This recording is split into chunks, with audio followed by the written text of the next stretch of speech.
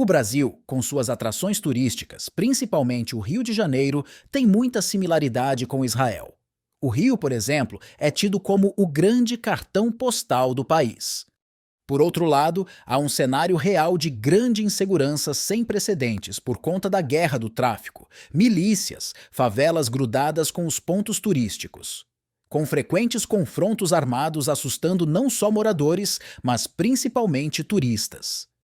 Israel, suas belas cidades históricas, o turismo religioso de três grandes religiões monoteístas. É uma das regiões de elevada atração de visitantes de todo o planeta. Tel Aviv, Jerusalém, dentre tantos outros locais, guardam fielmente parte da história da humanidade. A estrutura mantida chama a atenção pela organização e preservação histórica. Assim como o Rio, a sensação de insegurança predomina pelos constantes conflitos gerados por conta das disputas históricas regionais. Israel é cercada por regiões que sediam grupos terroristas, e por isso, Israel é um país militarmente sempre em alerta. O Hamas e a Jihad Islâmica, por exemplo, são grupos terroristas sediados na faixa de Gaza.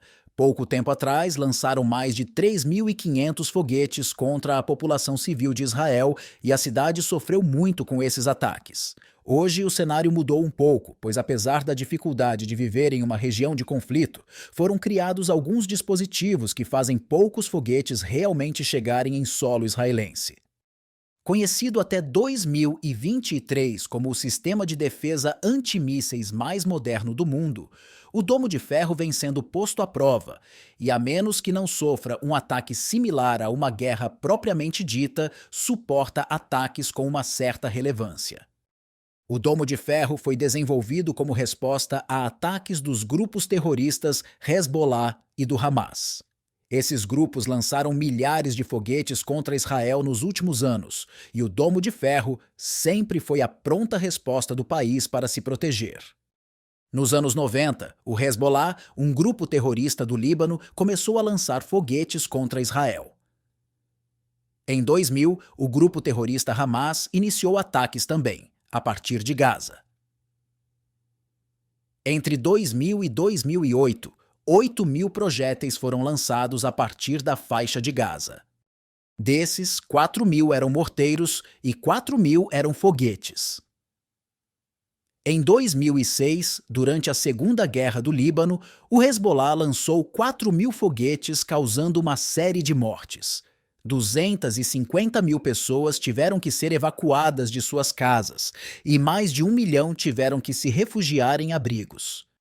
Quando um foguete é lançado contra Israel, esse sistema calcula em segundos onde ele irá cair. E se ele for em direção a uma área habitada, o sistema automaticamente envia o antimíssil, destruindo o foguete ainda no ar.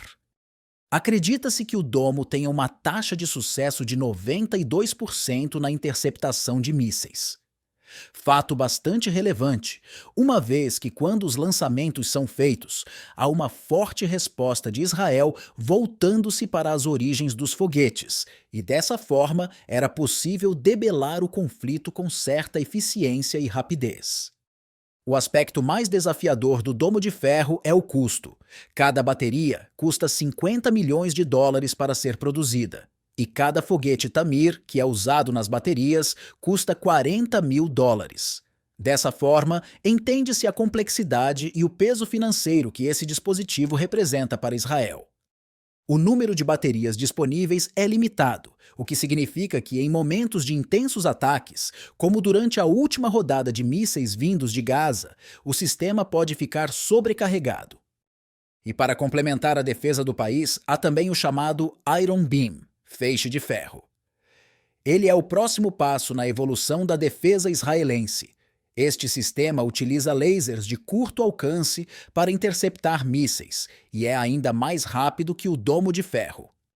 O custo por laser emitido é, por sua vez, de apenas $1, tornando-o muito mais acessível do que as baterias do Domo de Ferro.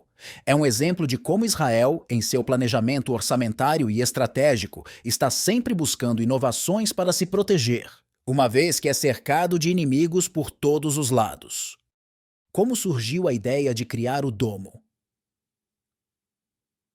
Na época, o general Daniel Gold, ao ver essa chuva de foguetes sobre Israel, entendeu que era necessário encontrar uma solução e propôs um sistema antimísseis que interceptasse os projéteis ainda no ar, uma ideia revolucionária na época.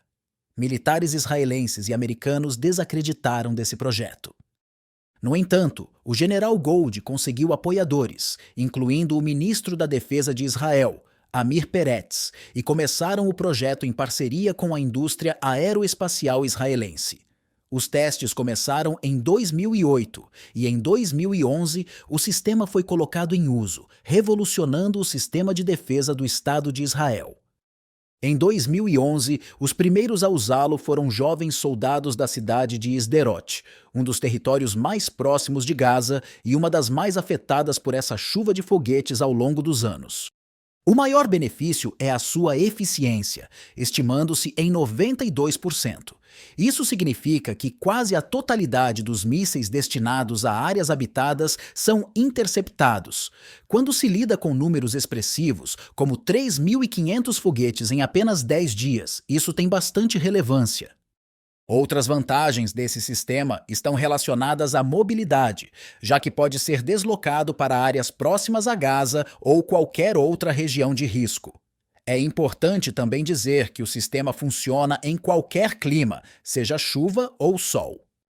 O Iron Dome foi projetado para interceptar mísseis de curto alcance, com alcance entre 4 e 70 quilômetros. No futuro, o projeto é estender o alcance dos foguetes para até 250 quilômetros. A principal desvantagem é o custo. Atualmente, Israel possui 10 baterias em funcionamento e planeja construir mais 5. O custo é, portanto, um problema significativo, considerando a quantidade de mísseis que Israel enfrenta. Nesse ponto, a parceria com os Estados Unidos ajuda bastante. Além disso, é importante salientar que a inteligência israelense levantou que o Hezbollah, no Líbano, possui cerca de 100 mil mísseis dedicados a confrontos com Israel. Em Gaza, antes do início do conflito, havia cerca de 14 mil mísseis, dos quais mais de 3.500 foram lançados contra Israel, com pouco mais de 1.000 destruídos por Israel, ainda em solo de Gaza. Isso implica em um alto custo para interceptar esses mísseis.